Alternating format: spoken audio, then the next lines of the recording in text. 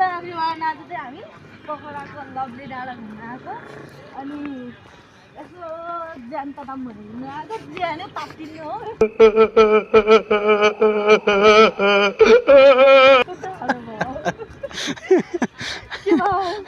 गल्फको छोरा सायद लभली डाँडामा जोडिन आएर होला हमको जिंदा मत छोड़ो सालो हम कोई मंदिर का घंटा है कि कोई भी आके बजा जाता है ये रेल एउटा गीत गाइदिनुहोस् न त एउटा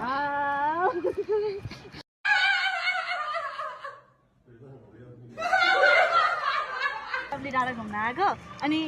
यस्तो रमाइलो भइरहेको भने यता हेरौँ न यता ओ कोच ओह माय गॉड